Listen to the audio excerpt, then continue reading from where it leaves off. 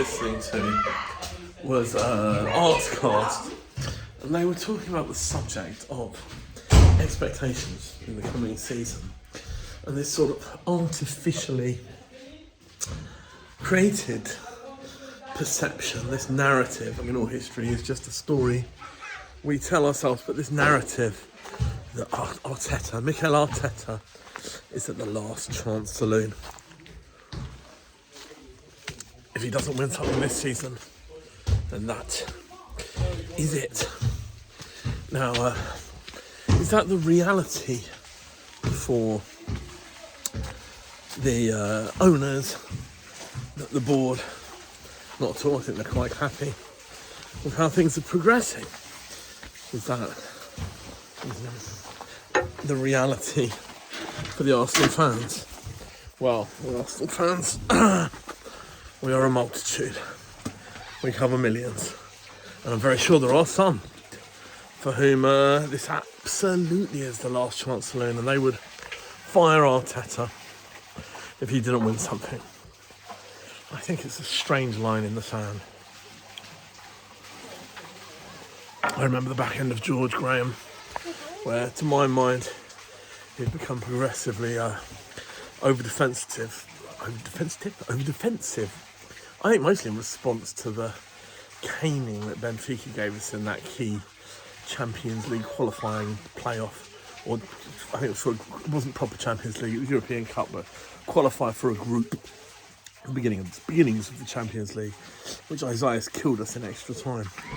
After that game, as I've said before in other videos about Arsenal and European football, I think George Graham was never the same. He became progressively more and more defensive and wanted his midfielders to be destroyers rather than creators.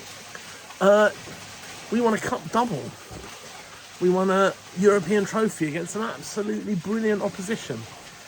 Was that enough? Not quite. We needed to challenge for the league, which we weren't doing. And it was unsurprising to see our board at that time use an excuse to get rid of Gorgeous George. If we were to win a cup double this season and come 12th, I think Arteta would be much more in line with the chance of being sacked than if we get to this last season again, second in the league and a Champions League semi. And we didn't really challenge in the league last season. We were never top one. I think we need to challenge, minimum, this time. This idea of last chance saloon, this narrative, it's, as I said, reading history, I think I've been reading some English Civil War history. English Civil War is the beginning of the left in Britain, the levellers and also people looking for equal rights, pamphleteers. The printing press brings sort of a wider class of people into involvement with political ideas and movements. And yet we are taught about the English Civil War in a very great man of history type way. It's all about Oliver Cromwell. It's all about King James and their personalities. I am much more persuaded by Marx and Engels' views on history, on historical materialism. People's critique of that is that, it's all about class struggle, the means of production. I think this could apply very much to the Premier League. The small p politics of the Premier League, the big P politics, is that the Premier League has been a series of tragicomic parables of end capitalism in all their different ownership structures and attempts to break away. I'm not talking about that. I'm talking more about the means of production and technological leaps being tactics, the class struggle just being different levels of money amongst the different clubs. In the great man theory of history, the reason one club wins rather than the other is that great man. I'm far more persuaded that it's about the class struggle, the means of production, and materialism. That dialectic materialism has it that there is a material world that exists separate from what is inside our head. which is the dialectic, the back and forth, the stories that we tell ourselves. Like this story that our media seems to have, that Chelsea, who have spent literal billions, somehow are cast as plucky underdogs. That the expectation level for Manchester United, who have more money, I mean, I know their owners steal money hand over fist, but they're the, I was going to say, the biggest marketing behemoth in sports history. They're not. Apparently that's Man City, but we all know 115 what we can think of their accounts. The idea that Man City are a bigger commercial club than Manchester United is laughable to anyone who knows the first thing about football. The technological advances in means of production within football, I guess, would be tactics and coaching. I think that Pep's managed to have a dynamic dialectics type of coaching. They have the most money, but also their teams have historically developed as the season goes on. Anyone who plays fantasy league knows it's impossible to predict who Pep is going to pick, especially before Christmas, before January, FA Cup starts. Very, very difficult. Constant rotation. And the narrative he's sort of selling the players is that he's trying to find out the best team.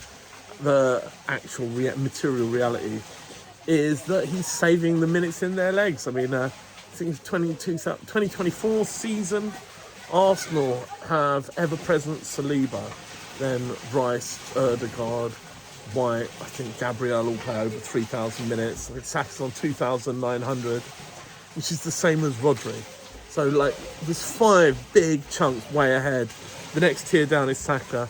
Rodri is then miles ahead of every single Man City player in terms of Premier League minutes. I think Arteta has recognised that to some extent. We've built a squad for that. Will he have the ability, the guts to rotate to that level? Especially with this heaped-on pressure that somehow Maresca's multi-billion-pound team, less is expected of it. There are 3 or 4 teams with higher wage bills. The idea that Chelsea's wage bill is really lower than ours with 100 players is laughable. But we know Man U and Man City's wage bill are ahead of us. These narratives are creations in our head. They're separate from material reality. In material reality, if we challenge for the league and don't win anything, Arteta's not going to get fired. But our media and our fans, I think, it's funny, I was speaking to another friend a few weeks ago who was saying that some of the anger of the foreign fans are hugely invested, obsessed, some like I am, like so many of us are, but they feel separate and disconnected. They geographically are. They can't come to the ground and sing and shout and have that catharsis, and therefore their views become more extreme and visceral. I can see that as an argument. It's maybe it's true, I don't know. The idea we're going to fire the manager if we have a good season but don't win the FA Cup is quite ridiculous. I fucking love the FA Cup. I want us to win it. Anyway, what's that? Bit on dialectical materialism. Dialectical materialism. Historical materialism. Historical stories. Yeah. There is an element of the great man of history that is tempting to all of us. And, one of the greatest men of the Premier League, Ferguson, did continually do this thing where he redefined himself via a new second in command. We've lost, or had moved on, Carlos Cuesta has gone to Parma. He was a guy who put his arm around the players, made them believe, made them focus on their strength, was a brilliant sports psychologist. We've now got into the fold Gabriel Heinze, who is set a fire under your arse more than put an arm around your shoulder. Let's see if that timing is right. My instinct is we've gone out and bought players for now in the last 2 opportunities we've had to buy. I mean, obviously Gyökeres and Zubamendi, but also Norgard in this window. I know, Noni Madueke has a season of Premier League experience. Marino is an established player last season.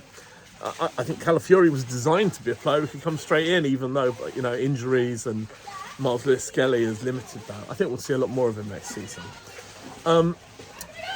I always say to someone else, I'm going to do a separate video on Martin Ødegaard. That deserves a video of its own. But I believe, in my real world, we've built a serious squad that can challenge. We've built a team that can bring the strengths out of some players that people aren't even talking about. And I'm going to make a separate video about that. But in the meantime, I'm very much going to look forward to this Man U game. I think Amorim's problem has been an extreme version of what they say our problem is. It's against the smaller teams.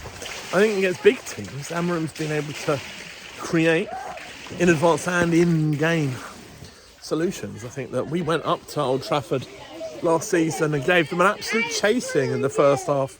Could have been 5-0 up at half-time. I've never seen us slap United like that. And then at the end, that game finished with Ryan man of the match and us. Whoa, good volley. And us holding on. That was really good. It was really good. And us clinging on. So it shows that Amorim's no muggin. He can build a team to cause us problems. Some of those players, and Buemo's caused us problems before. You know, Sesko's going to have something to prove against us. Cunha's clearly a good footballer. They've got a whole new forward line. Let's see. It's by no means a gimme. I think famously Arteta likes his other sports. He likes rugby and NFL and trying to learn from them. I follow the Lions and NFL. Pre-season games in the NFL are just about fitness. They don't want on tape their new plays for the new season. And Lions tour games, I think, are a bit similar. They don't want to reveal their hand. I think there's a little bit about that for the pre-season to Arteta. That might just be copium. But I don't think that what we've seen in pre-season is necessarily exactly how we're going to see us set up in the league. Did well against Club Athletic Club, I guess Bilbao. We're not going to face many teams that open up and attack us like that in the Premier League. Don't think Man U will. But I can't wait for the season to start. Come on the Arsenal. I want to see.